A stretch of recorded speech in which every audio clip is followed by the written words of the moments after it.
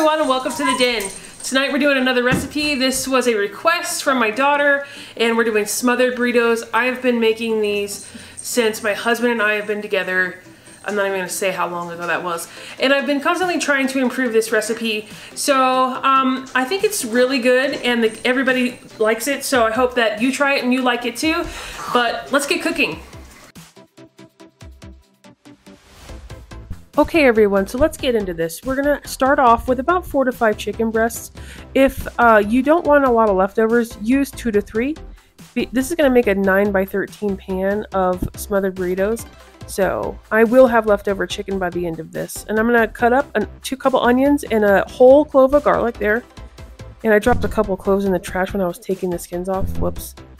So just give the onions a chop. I have my crock pot set to high for 4 hours at this point, so I can get that chicken very tender and easy to pull apart once all the ingredients are added in and 4 hours pass by. So I'm just going to cut up these onions. I used a red onion and a yellow onion. Choose whatever onions you have on hand is perfectly fine. And if you don't have fresh garlic, you could use minced garlic, or you could just use powdered garlic. I'm going to add that too. So into the pot they go, and I am going to add the rest of my ingredients here pretty quickly. And this is all going to come down together and be easily blended.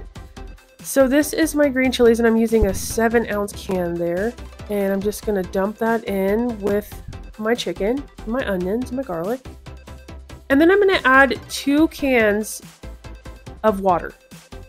Just gonna fill that can up twice and throw that in there. I'm gonna add some seasoning, some taco seasoning here, granulated garlic. If you didn't have fresh garlic, just add a little more. I just cover the top. And then I'm gonna add some cumin. I use cumin anytime I make any type of Mexican dish, and some granulated onion. Sorry it's blurry, it's just focusing on the seasoning. And then some salt. You don't have to add a whole lot of salt, but I add just a little. Chicken needs it. And then 2 bouillon cubes, and I just throw them in there. And I'm going to give this all a stir. And I actually should have waited to do the stir because there's going to be one more ingredient. Now this next ingredient you absolutely do not have to have, but I'm going to put in true lime and true orange packets, 3 of each. Absolutely, if you don't have those on hand, I think that's pretty uncommon ingredient to have on hand, but maybe you do. I'm going to add these in. The orange tends to give the chicken a bit of a sweet touch, so if you don't want that, leave that one out. You could also use just some orange juice.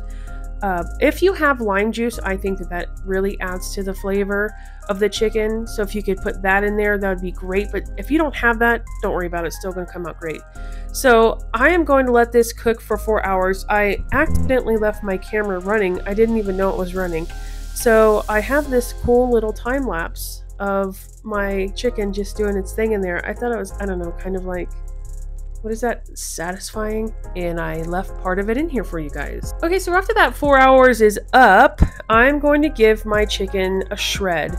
I just shred it inside the pot. Normally I would use that little T or X tool, but it's so tender right now that I don't even have to worry about that. I just use a spoon and just break it apart. And all of the vegetables in there are super soft, and it kind of comes together like one cohesive blend.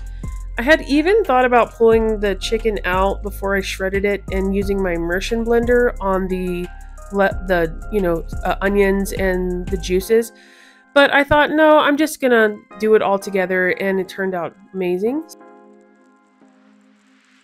This is the rice that we're gonna use to build our burritos with.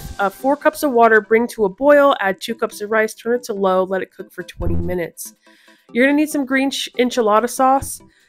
I'm going to use queso blanco. If you don't want to use this ingredient, don't. It's fine. I think it adds to the overall flavor. Black beans. Again, if you don't want to use black beans, you can use pinto beans or no beans if you don't want beans. And then I use these giant wrap-sized tortillas because they make it easy to fold them up. So trust me on that one. If you use a smaller tortilla, it's nearly impossible. So I'm going to add the enchilada sauce to the bottom of my pan, and I'm going to get it up on the sides too, because cleaning out tortilla off the bottom of a pan, especially if it's dry, is horrible. So coat that nice and good with that enchilada sauce. And then we're going to do about a 1/4 cup to a 1/2 cup of rice on the bottom as we build our burritos up here.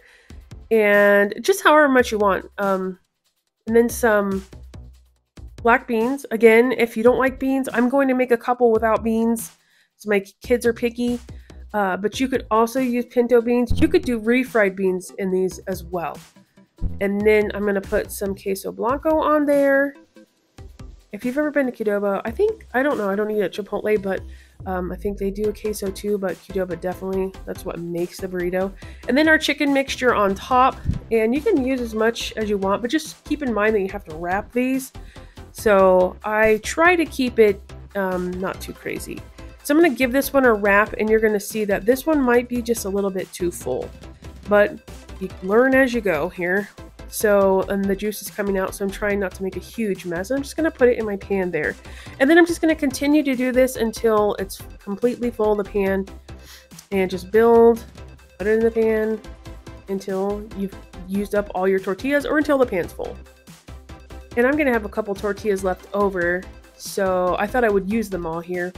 That's why I'm just kind of building one on top of the other. But here's me building a couple without the beans. And you can see in the background there in the pan, I did add beans onto the top of the ones that had beans in it, just so I know, because I would never remember what side they were. So that kind of gives me a little bit of a marker, so I know who's eating what. So all I do on this one is just leave out the beans. That's it. But you can put some salsa in these too. If you wanted to add a little bit of salsa in here, that'd be amazing too. But this is the last one, and I'm just going to stuff it on the side there. And then we're going to finish this up. So I'm going to top it off with the rest of my enchilada sauce. This is typically how I would make enchiladas as well, but these have a little bit more filling than an enchilada. So I'm just going to top it off with the rest of that can, trying not to make a massive mess. And then the most important ingredient is your shredded cheese.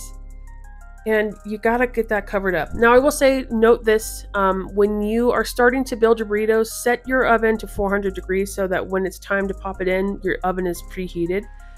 So 400 degrees, and once we're getting this in there, this is like, I'm gonna add some more beans on top of here, but this is so full that I am going to stick this on a large cookie sheet because it's just, I'm afraid it's gonna bubble over. So here's my sheet pan here, and it's very heavy, so be careful when you're moving that around because it is super heavy. And I'm just going to pop that in, and I'm going to set my timer initially for 20 minutes. And these will take about 25 to 30, but I don't want them to, like, you know, burn.